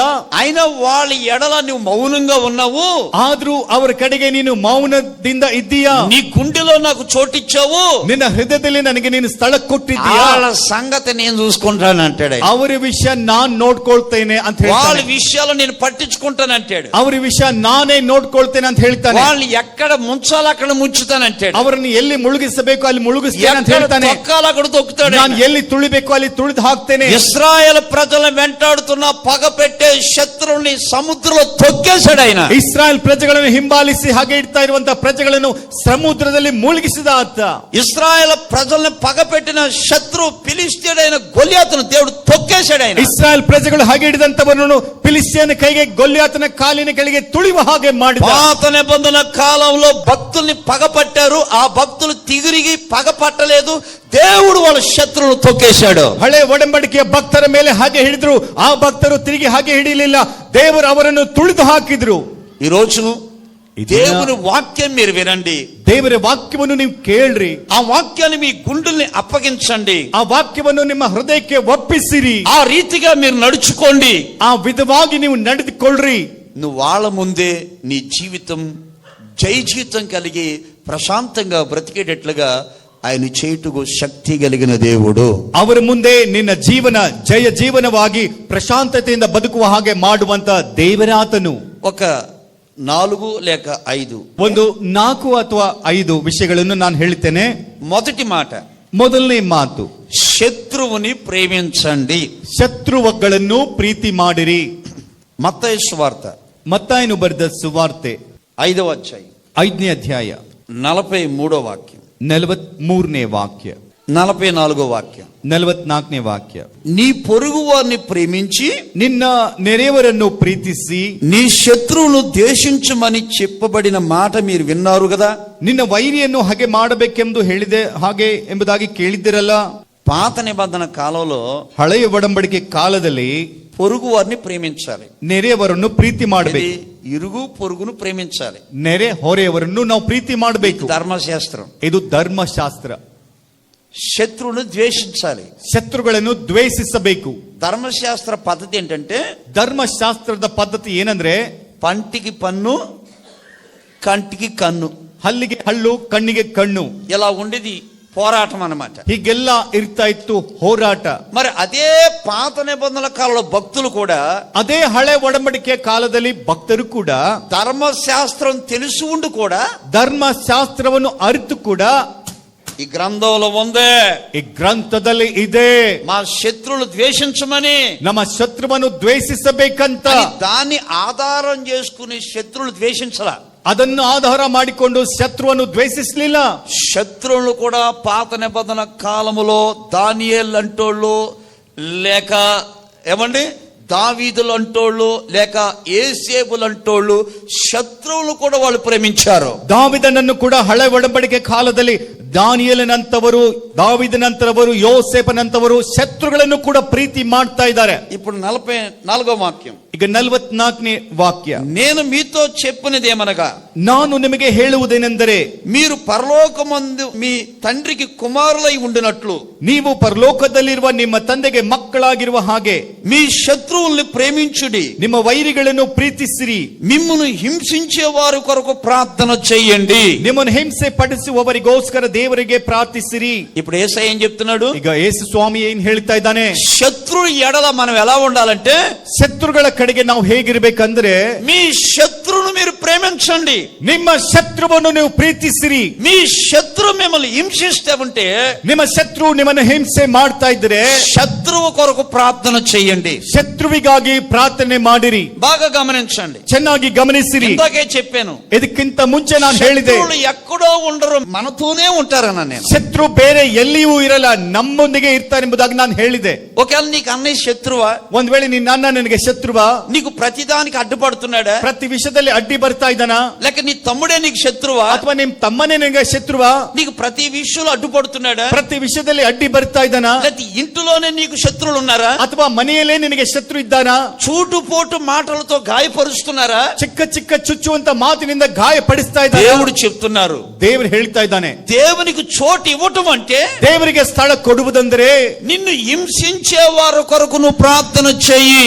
ನಿನ್ನನ್ನು ಹಿಂಸಿಸುವವರಿಗಾಗಿ ನೀನು ಪ್ರಾರ್ಥನೆ ಮಾಡು. ఎందుకంటే ಅದ್ಯಾಕಂದ್ರೆ మనం దేవుని కుమారులుగా ఉండాలి, ನಾವೆಲ್ಲರೂ ದೇವರ ಮಕ್ಕಳಾಗಿರಬೇಕು, మనం దేవుని కుమార్తెలుగా ఉండాలి, ನಾವು ದೇವರ ಕುಮಾರಿಯರಾಗಿರಬೇಕು. ఆయన కుమారులే వారసులు, ಆತನ ಕುಮಾರರು ವಾರಸರು, ఆయన కుమార్తెలకి కుమారులకి సమృద్ధిగా ఇచ్చే దేవుడు, ಆತನ ಕುಮಾರರಿಗೆ ಕುಮಾರಿಯರಿಗೆ ಸಮೃದ್ಧಿಯಾಗಿ ಕೊಡುವಂತ ದೇವರು. అందుకని దేవుని పెట్టారా, ಅದಕ್ಕಾಗಿ ದೇವರ ಮಕ್ಕಳೇ మనం ఏం చేయాలంటే ನಾವೇನ್ ಮಾಡ್ಬೇಕಂದ್ರೆ మన శత్రువును మనం ప్రేమించాలా వద్దా, ನಮ್ಮ ಶತ್ರುವನ್ನು ನಾವು ಪ್ರೀತಿ ಮಾಡ್ಬೇಕಾ ಮಾಡಬಾರ್ದಾ? హల్లెలూయా.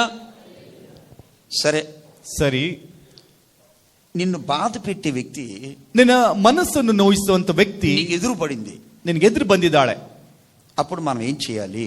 ಆಗ ನಾವೇನ್ ಮಾಡ್ಬೇಕು? ఆమెకు వందనాలు చెప్పే గుణం లేదు, ಆಕೆಗೆ ವಂದನೆ ಹೇಳುವಂತ ಗುಣ ಇಲ್ಲ, ఆ అన్నయ్యకి పలకరించే గుణం లేదు, ಅಣ್ಣನಿಗೆ ಮಾತಾಡುವಂತ ಗುಣ ಇಲ್ಲ.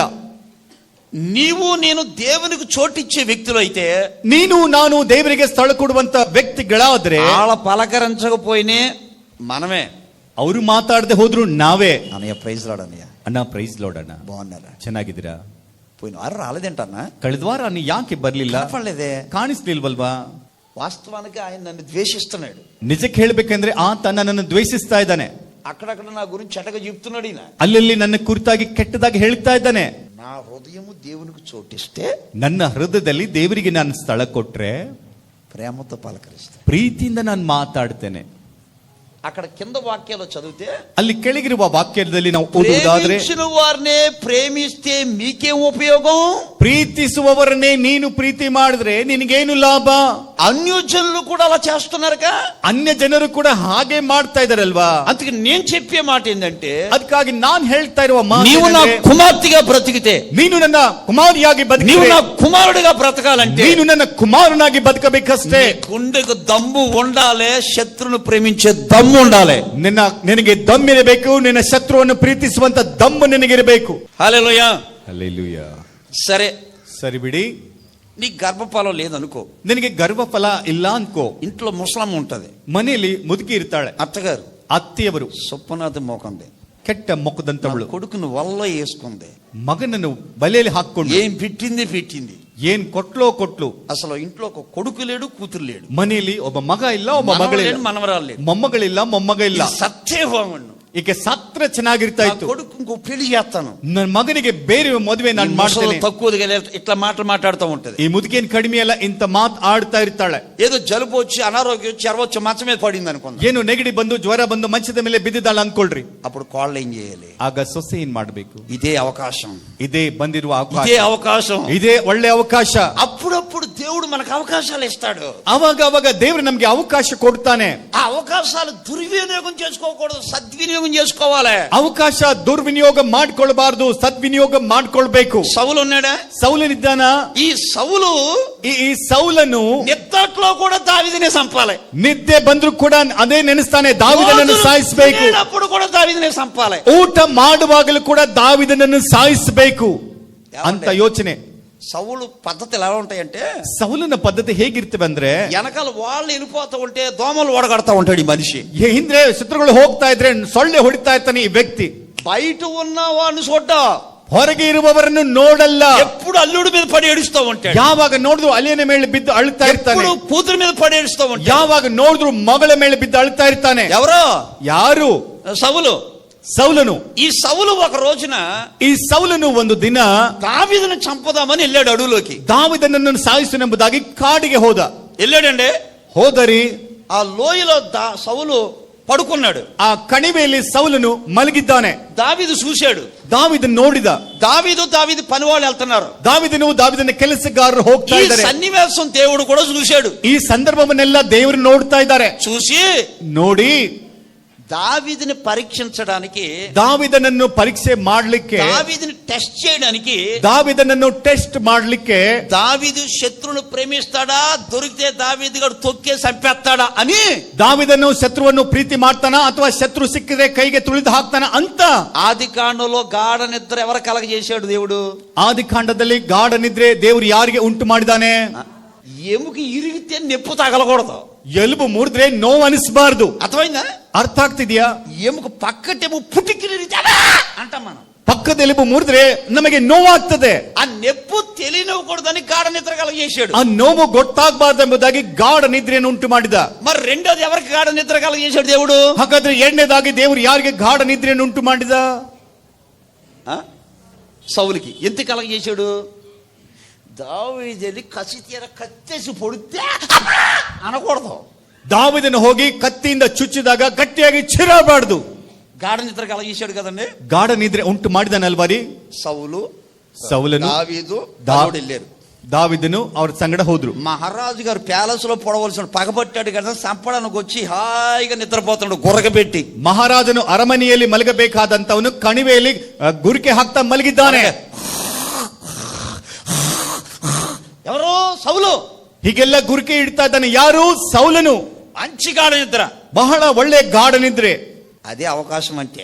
ಅದೇ ಅವಕಾಶ ಅಂದ್ರೆ ఎవరికి అవకాశం? ಯಾರಿಗೆ ಅವಕಾಶ? దావీదుకి అవకాశం. పక్కనే ఎవరున్నారు? పనోడు ఉన్నాడు. ಪಕ್ಕದಲ್ಲಿ ಯಾರಿದ್ದಾರೆ? ಕೆಲಸಗಾರನಿದ್ದಾನೆ. అయ్యా, ಅಯ್ಯ, మీ అమ్మకి మీ నాన్నకి దూరం చేసి వీడే. ನಿಮ್ ತಂದೆ ತಾಯಿಯನ್ನು ದೂರ ಮಾಡಿದ್ದು ಇವನೇ. అయ్యో, ಅಯ್ಯ, నీకు నీ భార్యకి మధ్య పుల్లలు పెట్టినోడు వీడే. ನಿನ್ಗೂ ನಿಮ್ಮ ಹೆಂಡತಿಗೆ ಮಧ್ಯದಲ್ಲಿ ಚುಚ್ಚಿ ಇಟ್ಟಿದಂತವನು ಇವನೇ. పరిశుద్ధుల సహవాసానికి దేవుని మందిరానికి దూరం చేసి వీడే. ಪರಿಶುದ್ಧರ ಸಹವಾಸ ದೇವರ ಮಂದಿರಕ್ಕೆ ದೂರ ಮಾಡಿದಂತವನು ಇವನೇ. సహోదరుల ప్రేమకు దూరం చేసి వీడే. ಸಹೋದರರ ಪ್ರೀತಿಗೆ ದೂರ ಮಾಡಿರುವವನು ಇವನೇ. ఒక మాట చెప్పు. ಒಂದು ಮಾತು ಹೇಳ್ರಿ. దెబ్బకు పొడిస్తే ఈటెళ్ళి భూమికి దిగాలి. ಒಂದ್ಸಲ ಚುಚ್ಚಿದ್ರೆ ಈಟೆ ಹೋಗಿ ಭೂಮಿಗೆ ಇಳಿಬೇಕು. ఇలాగ పక్కనున్న వాడు రెచ్చగొడతా ఉంటే నువ్వు నేను అక్కడ ఉంటే ఏం చేస్తాం? ಹೀಗೆ ಪಕ್ಕದಂತ ಇರುವಂತವರು ಹುಸಿ ಕಳಿಸ್ತಾ ಇದ್ರೆ ನೀನು ನಾನು ಏನ್ ಮಾಡ್ತೇವೆ?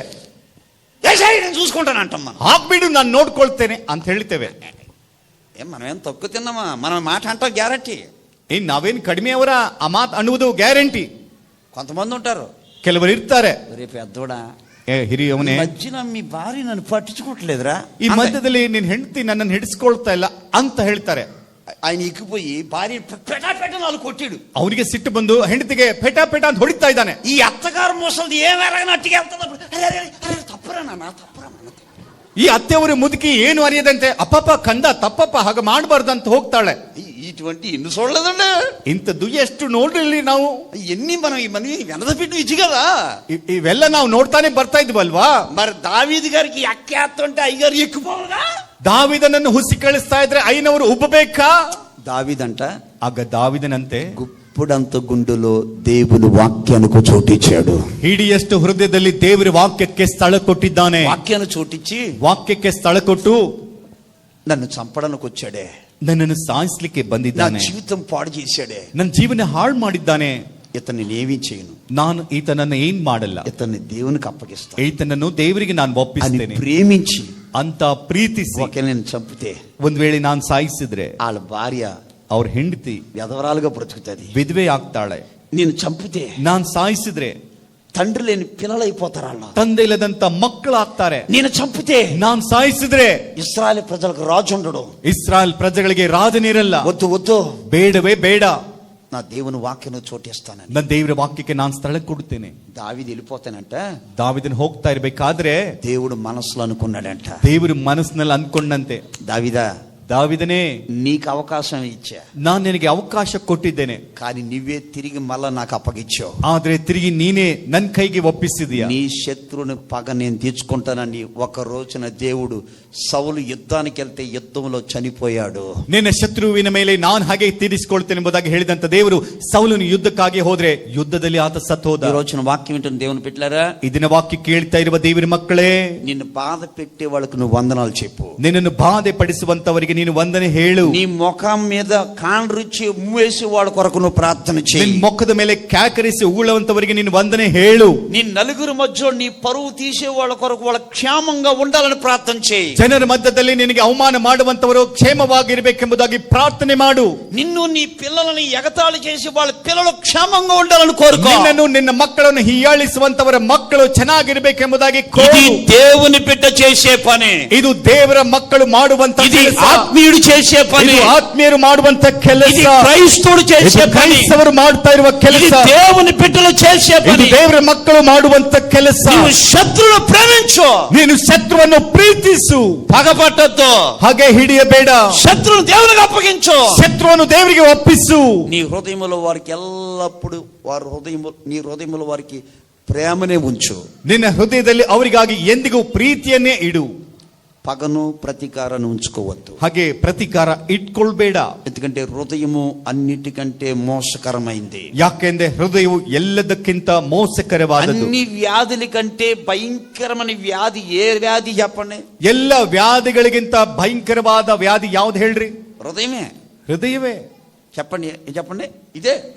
అందుకని ఈ హృదయములో ಅದಕ್ಕಾಗಿ ಈ ಹೃದಯದಲ್ಲಿ దేవుడు చెప్పినట్లుగా మనం అందరిని ప్రేమించాలి. ದೇವರು ಹೇಳಿರುವ ಹಾಗೆ ಎಲ್ಲರನ್ನು ನಾವು ಪ್ರೀತಿ ಮಾಡಬೇಕು. ఇంకో విషయం చెప్పమంటారా? ಇನ್ನೊಂದು ವಿಷಯ ನಾನು ಹೇಳ. దావీదు ఉన్నాడే, ದಾವಿದನಿದ್ದಾನಲ್ವಾ? దావీదు కొడుకు అబ్షాలోం.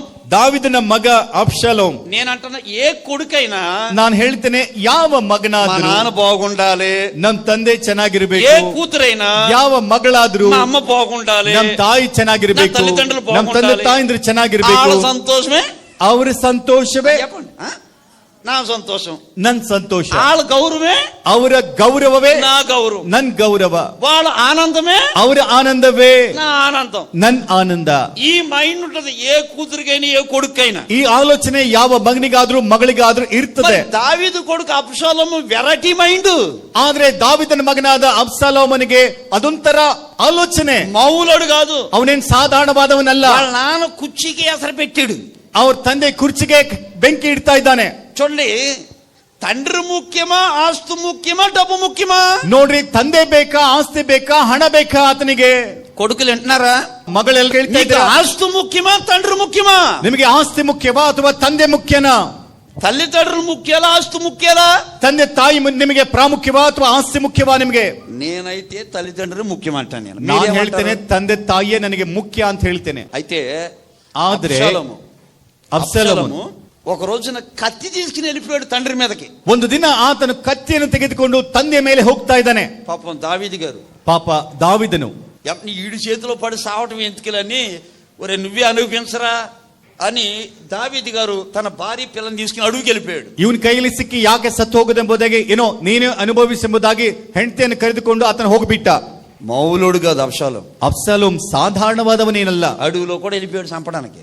ಸಾಯಿಸ್ಲಿಕ್ಕೆ ಕಾಡಿಗೂ ಕೂಡ ಹೋಗ್ತಾ ಇದ್ದಾನೆ. ఒక రోజు ఏం జరిగిందంటే, ಒಂದು ದಿನ ಏನ್ ನಡೀತಂದ್ರೆ అబ్షాలోముని చంపేశారు. ಅಬ್ಷಾಲೋಮನನ್ನು ಸಾಯಿಸಿದ್ರು. అబ్షాలోము చనిపోయాడు. ಅಬ್ಷಾಲೋಮನು ಸತ್ತು ಹೋದ. ఇప్పుడు దావీదు ఇంట్లో ఉన్నాడు. ಈಗ ದಾವಿದನು ಮನೆಯೊಳಗಿದ್ದಾನೆ. ఒక వార్త వచ్చింది. ಒಂದು ವಾರ್ತೆ ಕೇಳಿ ಬಂತು. అయ్యా, ಅಯ್ಯಾ, నీ శత్రువైన అనగా నీ కొడుకైన అబ్షాలోము చనిపోయాడు అన్నాడు. ನಿನ್ನ ಶತ್ರುವಾಗಿರುವ ಅಂದ್ರೆ ನಿನ್ನ ಮಗನಾಗಿರುವ ಅಬ್ಷಾಲೋಮನು ಸತ್ತು ಹೋಗಿದ್ದಾನೆ. అప్పుడు దావీదు ఏం చేయాలి? ಆಗ ದಾವಿದನ್ ಏನ್ ಮಾಡ್ಬೇಕು? ఆడు ఒక కొడుకేనా? ಅವನೊಬ್ಬ ಮಗನ. ఆస్తు కొరకు అన్న తండ్రిని కొట్టేవాడు కొడుకేనా? ಆಸ್ತಿಗಾಗಿ ಹೆತ್ತ ತಂದೆಯನ್ನು ಹೊಡೆಯುವಂತವನು ಮಗನ. కన్న తల్లిని మెడబెట్టి కొట్టేవాడు కొడుకేనా? ಹೆತ್ತ ತಾಯಿಯನ್ನು ಕೊರಳು ಹಿಡಿದು ಹೊಡೆಯುವಂತವನು ಮಗನ. ఆడు చచ్చిపోయాడా? శని వదిలిపోయింది. ಅವನ್ ಸತ್ತೋದ್ನ ಒಳ್ಳೇದಾಯ್ತು. దరిద్రం వదిలిపోయింది. ದಾರಿದ್ರ್ಯ ಬಿಟ್ಟು ಹೋಯ್ತು. ఆడు నా కడుపును పుట్టలేదు అనుకుంటాను. ಅವನು ನನ್ನ ಹೊಟ್ಟೆಯಲ್ಲಿ ಹುಟ್ಟಲಿಲ್ಲ ಅಂದ್ಕೊಳ್ತೇನೆ. ఇలాగా కొన్నిసార్లు తల్లిదండ్రులు బాధ తట్టుకోలేక బిడ్డల గురించి ఇట్లా మాట్లాడతారు. ಕೆಲವು ಸಾರಿ ತಂದೆ ತಾಯಿ ನೋವನ್ನು ತಡಿಲಿಕ್ಕೆ ಆಗದೆ ಮಕ್ಕಳ ಕುರಿತಾಗಿ ಹೀಗೆಲ್ಲ ಮಾತಾಡ್ತಾರೆ. దావీదు చూడండి, ದಾವಿದನ್ನು ನೋಡ್ರಿ, దేవునికి చోటిచ్చినోడు కదా, ದೇವರಿಗೆ ಸ್ಥಳ ಕೊಟ್ಟವನಲ್ವಾ, వాక్యానికి చోటిచ్చినోడు కదా, ವಾಕ್ಯಕ್ಕೆ ಸ್ಥಳ ಕೊಟ್ಟವನಲ್ವಾ. కన్న కొడుకే శత్రువు అయితే శత్రువును కూడా ప్రేమించే హృదయం కలిగిన వాడు దావీదు. ಹೆತ್ತ ಮಗನೇ ಶತ್ರುವಾಗಿದ್ರೆ ಹೆತ್ತ ಮಗನನ್ನು ಶತ್ರುವನ್ನು ಪ್ರೀತಿಸುವವನೇ ದಾವಿದನ ಮನಸ್ಸು. చూద్దామా అది కూడా? ಅದನ್ನು ಕೂಡ ನೋಡೋಣ. 2 సమూయేలు 19వ అధ్యాయం 6వ వాక్యం. 2 ಸಮೂయేಲ 19ನೇ ಅಧ್ಯಾಯ 6ನೇ ವಚನ. ನಿನ್ನ ಸ್ನೇಹಿತರ ಕಡೆಗೆ ಪ್ರೀತಿಯನ್ನು ತೋರಿಸದೆ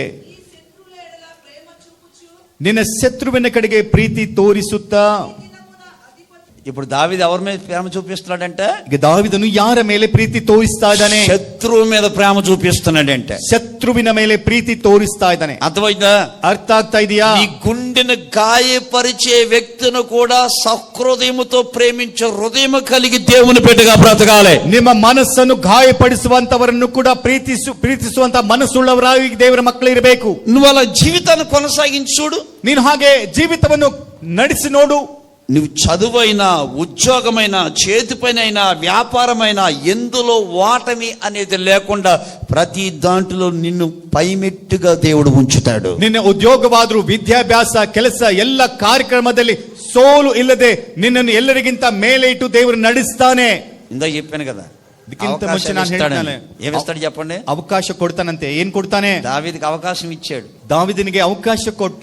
దుర్యోగం చేసుకోలేదు, సద్వినియోగం చేసుకున్నాడు. ಅದನ್ನು ದುರ್ಯೋಗ ಮಾಡ್ಕೊಳ್ಳಲಿಲ್ಲ, ಸದ್ವಿನಿಯೋಗ ಮಾಡಿಕೊಂಡ. ఇందాక అన్నాను కదా, ಇದಕ್ಕಿಂತ ಮುಂಚೆ ನಾನು ಹೇಳಿದ್ನಲ್ವಾ, ఆ ముసలం మంచమే పడిపోయిందని, ಆ ಮುದುಕಿ ಮಂಚದ ಮೇಲೆ ಬಿದ್ದಿದ್ದಾಳೆ ಅಂತ. ఇప్పుడు వెళ్ళాలి మనం అక్కడికి. ಈಗ ನಾವು ಅಲ್ಲಿಗೆ ಹೋಗ್ಬೇಕು. అత్తయ్య, ಅತ್ತೆ కాఫీ కావాలా? ಕಾಫಿ ಬೇಕಾ? టీ కావాలా? ಟೀ ಬೇಕಾ? టిఫిన్ కావాలా? ಟಿಫಿನ್ ಬೇಕಾ? తలకు నూనె పెట్టమంటావా? ತಲೆಗೆ ಎಣ್ಣೆ ಹಚ್ಚಬೇಕಾ? పెట్రోల్ రాయమంటావా?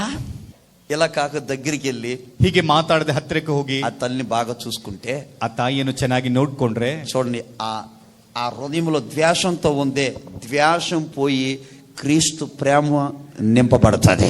ಆ ಹೃದಯದಲ್ಲಿ ಕ್ರಿಸ್ತನ ಪ್ರೀತಿ ತುಂಬಲ್ಪಡ್ತದೆ, ದ್ವೇಷವೆಲ್ಲ ಹೊರಗೆ ಹೋಗ್ತದೆ. నేను అంటాను, ನಾನು ಹೇಳ್ತೇನೆ, నీ హృదయంలో ద్వేషం పోయి వాక్యంతో నింపుకుంటే నిన్ను ద్వేషించే వాళ్ళ హృదయంలో కూడా ద్వేషం పోయి దేవుడు వాక్యంతో నింపుతాడు. ನಿನ್ನ ಹೃದಯದಲ್ಲಿ ದ್ವೇಷ ಹೋಗಿ ದೇವರ ವಾಕ್ಯವನ್ನು ತುಂಬಿಕೊಳ್ಳುವುದಾದ್ರೆ, ನಿನ್ನನ್ನು ದ್ವೇಷಿಸುವಂತವರ ಹೃದಯದಲ್ಲಿ ದ್ವೇಷ ಹೋಗಿ ಅವರ ಹೃದಯದಲ್ಲಿ ಕೂಡ ದೇವರ ವಾಕ್ಯದಿಂದ ದೇವರು ತುಂಬುತ್ತಾನೆ. నీవు శత్రువును ప్రేమించకుండా నీ గుండెల్లో పగ పెట్టుకుంటూ ఉంటే నువ్వు బతికినంత కాలం నీ శత్రువు గుండెల్లో దేవుని వాక్యం వెళ్ళదు.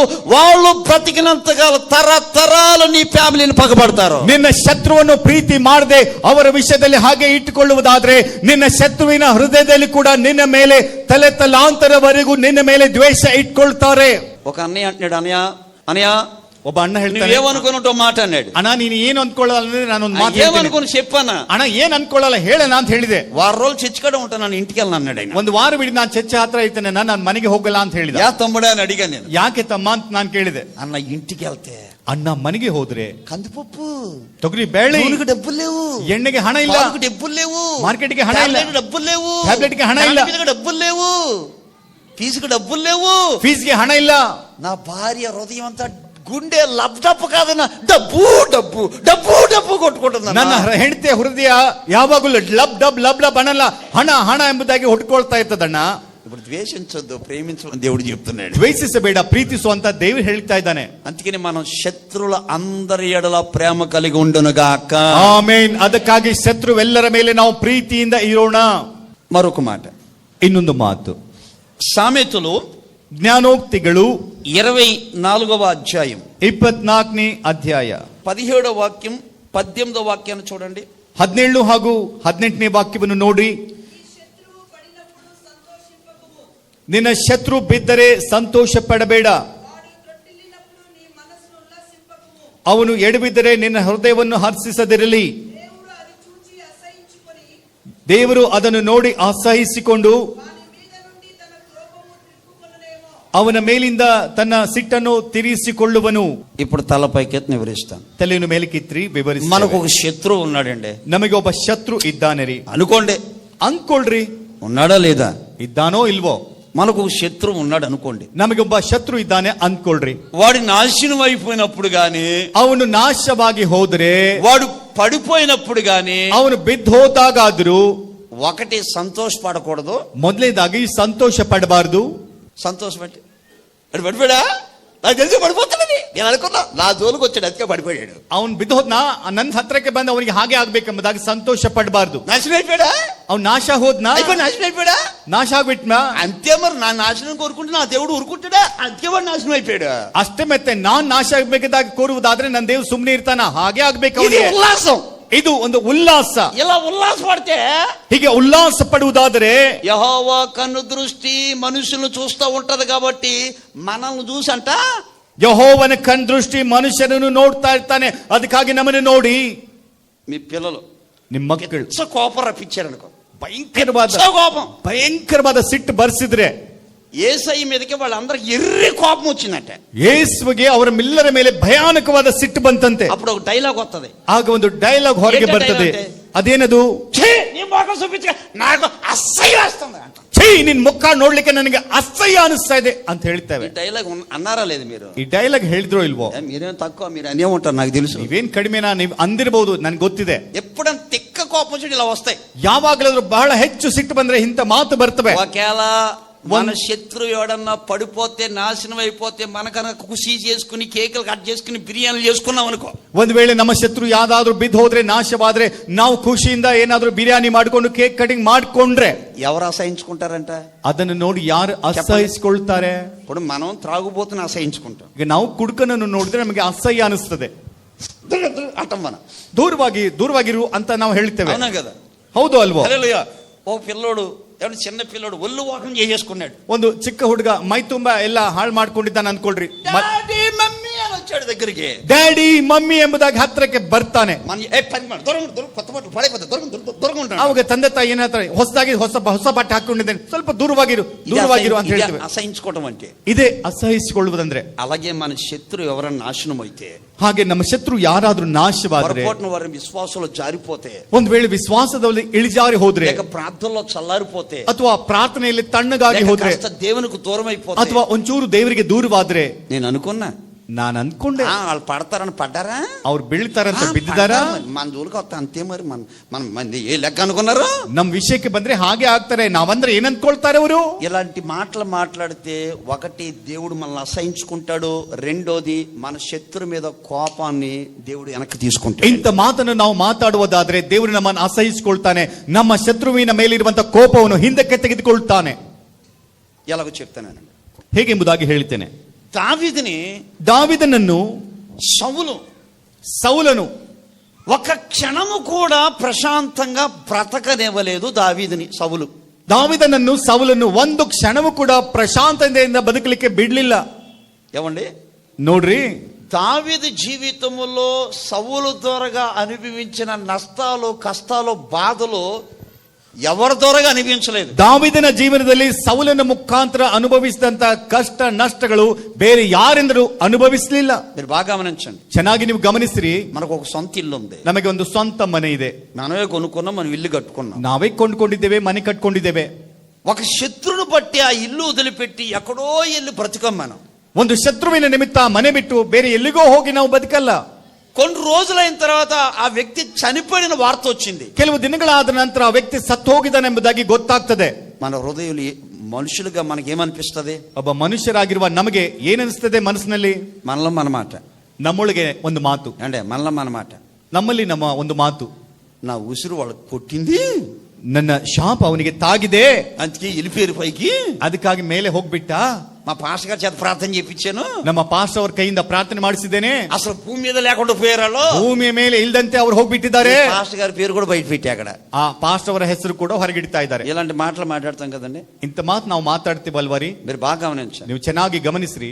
సౌలు తన కొడుకులను తీసుకుని యుద్ధానికి వెళ్ళాడు. ಸೌಲನು ತನ್ನ ಮಗನನ್ನು ಕರೆದುಕೊಂಡು ಯುದ್ಧಕ್ಕಾಗಿ ಹೋಗ್ತಾ ಇದ್ದಾನೆ. ఇప్పుడు ಈಗ నిన్ను బాగా నలిపేసి పిండేసి చిత్రవం చేసిన వ్యక్తి యుద్ధానికి వెళ్ళాడు. ಈಗ ನಿನ್ನನ್ನು ಚೆನ್ನಾಗಿ ಹಿಂಡಿ ಜಜ್ತಾ ಇರುವಂತ ವ್ಯಕ್ತಿ ಯುದ್ಧಕ್ಕೆ ಹೋಗಿದ್ದಾನೆ ಅನ್ಕೊಳ್ರಿ.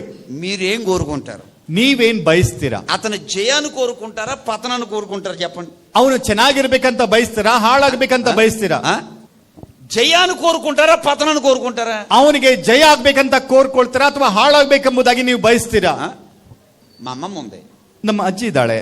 ఆదివారం చర్చికి వెళ్ళకుండా 3 కొడుకులు పిలిపించి ఫుట్బాల్ ఆడిచింది నన్ను. ಭಾನುವಾರ ನಾನು ಸಭೆಗೆ ಹೋಗದಂತೆ ತನಗಿರುವಂತ 3 ಗಂಡ್ಮಕ್ಳನ್ನು ಕರೆಸಿ ನನಗೆ ಫುಟ್ಬಾಲ್ ಆಡಿಸಿದ್ಲು.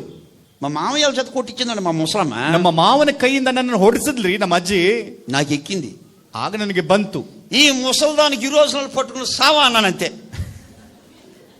ఇప్పుడు కాదండి బాబు, అప్పుడు తెలియక అన్నా నేను. ತಟ್ಕೋಲೇಕ ಈಗಲ್ರಿ ಆವಾಗ ನಾನು ಅಂದ್ಕೊಂಡೆ ಮನಸ್ಸಿನಲ್ಲಿ ನಮ್ಮ ಅಜ್ಜಿಗೆ ಲೂಸ್ ಮೋಷನ್ ಆಗಿ ಸತ್ತು ಹೋಗ್ಬೇಕೆಂಬುದಾಗಿ ನಾನು ಅಂದ್ಕೊಂಡೆ. దేవుడు మహాకృప అన్నాడంతే దేవుడు. దేవర మహాకృపే ఆమేన్ ಎಂಬುದಾಗಿ ದೇವರು ಹೇಳಿದ್ರು. చెమ్ము ఆ రోజులో బాత్రూమ్ లేవు కదండి, చెమ్ము తీసుకుని పరిగెత్తడమే. ಆ ದಿನಗಳಲ್ಲಿ ಬಾತ್ರೂಮ್ ಇರ್ತಾ ಇರಲಿಲ್ಲ, ಚೆಮ್ಮನ್ನು ತೆಗೆದುಕೊಂಡು ಹೊರಗೆ ಓಡ್ತಾ ಇರಬೇಕು. మా అమ్మమ్మ చెమ్ము తీసుకెళ్తాండి, నేను నవ్వుకుంటూ ఉండేవాడిని. ನಮ್ಮ ಅಜ್ಜಿ ಚೆಮ್ಮನ್ನು ಎತ್ಕೊಂಡು ಹೋಗ್ತಾ ಇದ್ರೆ ಅದನ್ನು ನೋಡಿ ನಾನು ನಗೆಯಾಡ್ತಾ ಇದ್ದೆ, నవ్వుకునేవాడిని.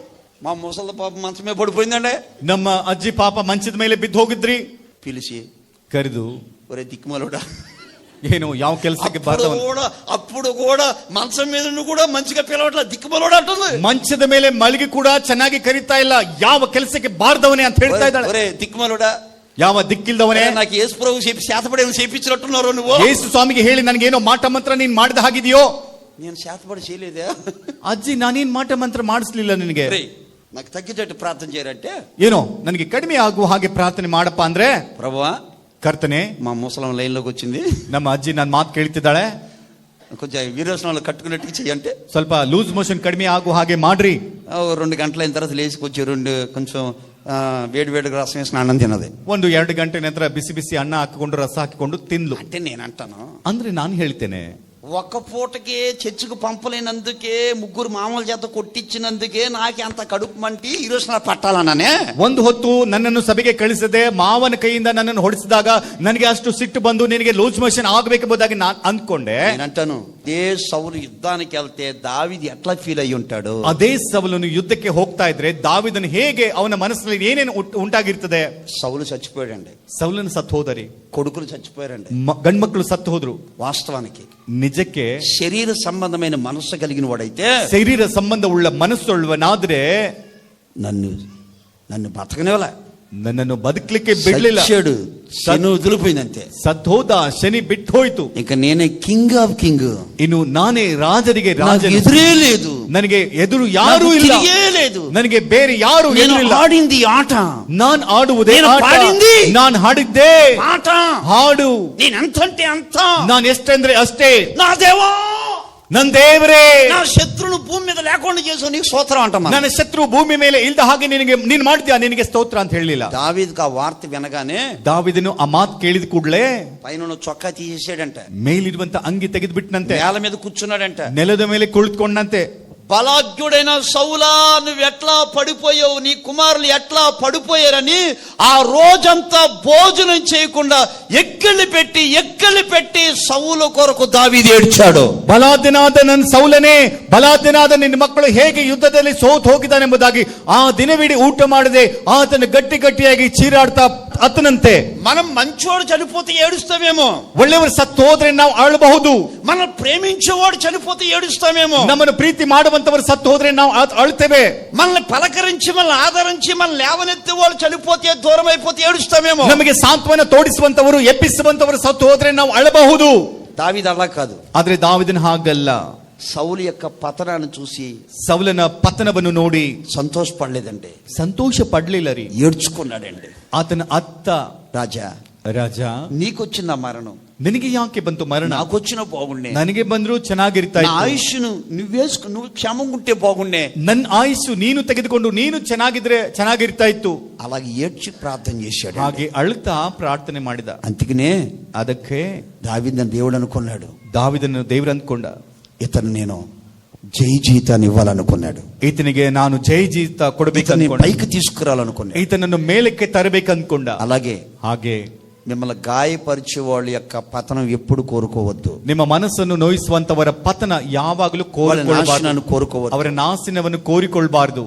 దేవుడు దావీదుని అసహించుకోలేదు, ದೇವರು ದಾವಿದನನ್ನು ಅಸಹಿಸಿಕೊಳ್ಳಲಿಲ್ಲ. పతనాన్ని చూసి దావీదు ఏడ్చుకున్నాడు, ಆತನ ಪತನವನ್ನು ನೋಡಿ దావీదును దేవుడు చూసి దావీదನನ್ನು ದೇವರು ನೋಡಿ దేవుడు పైకి తీసుకొచ్చాడు, ದೇವರು ಮೇಲಕ್ಕೆ ತಂದ. ఈ రోజున వాక్యం వింటున్న దేవుని బిడ్డలారా, ಇದನ್ನ ವಾಕ್ಯ ಕೇಳ್ತಾ ಇರುವ ದೇವರ ಮಕ್ಕಳೇ, నీ తోటి వాళ్ళు కావచ్చు, ನಿನ್ ಸಂಗಡ ಇರುವಂತವರಾಗಿರಬಹುದು, ನಿನ್ ಮೇಲಿರುವಂತ ಅಧಿಕಾರಿಗಳಾಗಿರಬಹುದು, ఎవరన్నా ఒత్తిడి చేస్తే, ನಿನಗೆ ಯಾರು ಒತ್ತಾಯ ಮಾಡುವುದಾದ್ರೆ, కాస్త నలిపితే, ನಿನ್ನ ಕುಟುಂಬವನ್ನು ಸ್ವಲ್ಪ ಜಜ್ಜುವುದಾದ್ರೆ, ప్రమాదంలో పడినప్పుడు ಅವರು ವಿಪತ್ತಿನಲ್ಲಿ ಬಿದ್ರೆ పొరపాటున మనం ఆనందించకూడదు, ಅದನ್ನು ನೋಡಿ ನಾವು ನಗೆಯಾಡಬಾರದು.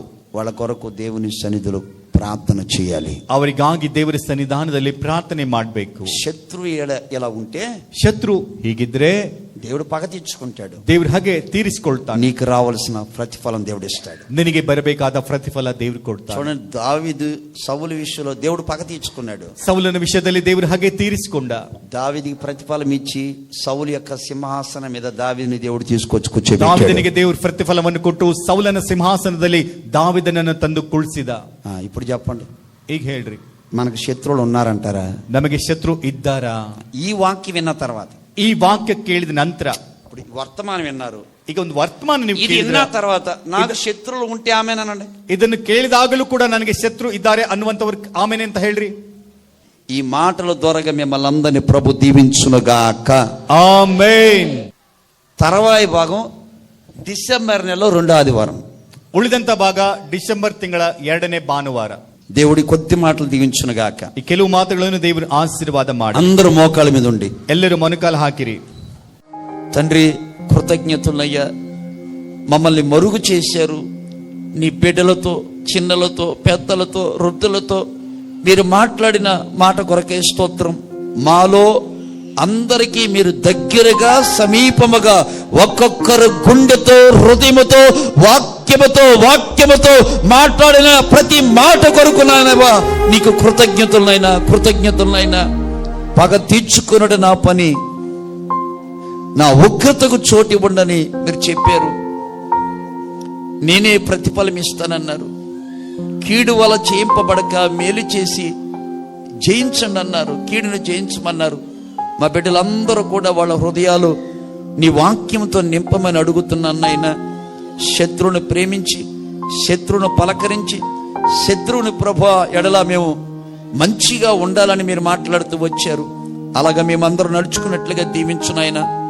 మాకు ఇచ్చిన విశ్వాసులు కన్న బిడ్డలే కావచ్చు, కట్టుకున్న భర్తే కావచ్చు, భార్య కావచ్చు, స్నేహితులే కావచ్చు, ఇరుగు పొరుగు కావచ్చు, వీరి జీవితాలు ఎవరైతే శత్రువులుగా ఉన్నారో వాళ్ళందరినీ ప్రేమించే హృదయం మా బిడ్డలకు దయచేయమని అడుగుతున్నాను.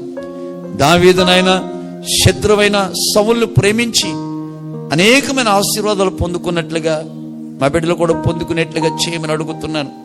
అలాగే శత్రువు పడిపోయినప్పుడు, వారి నాశనం అయిపోయినప్పుడు మేము సంతోషపడక, ఉల్లసింపగా, దుఃఖపడి ఉపవాసం ఉండి ప్రార్థన చేయాలని మీరు మాట్లాడుతూ వచ్చారు నాయన. అలాగే మా బిడ్డలు కూడా ఎవరన్నా సరే వీళ్ళని బాధించే వాళ్ళు ఉంటే వారి కొరకు చక్కగా ప్రార్థన చేసి నెట్లుగా చేయమని అడుగుతున్నాను. మా బిడ్డలందరి ఎడల మీ వాక్యంతో నింపి అపజయం కాక విజయాన్ని కలగచేయండి. ఈ నెలంతా మీరు తోడై ఉండండి. 3 దినాల ఉపవాస కూడికలో పాల్గొని కృప దయచేయండి, ఆశీర్వదించమని, వీరు అడుగుపెట్టిన స్థలంలో జయం, ప్రతిఫలం దయచేయమని యేసు నామములో అడుగుచున్నాను తండ్రి. తండ్రి, నా దేవుని ప్రేమ, ప్రభువైన యేసుక్రీస్తు కృప, పరిశుద్ధాత్మని యొక్క అన్యోన్యమైన సావాసం, సముఖం మనకును సకల పరిశుద్ధులకు ఆయన రాకడ పర్యంత వరకు సదాకాలం తోడై ఉండి ఆశీర్వదించి కాపాడునుగాక. ఆమేన్. హల్లెలూయా.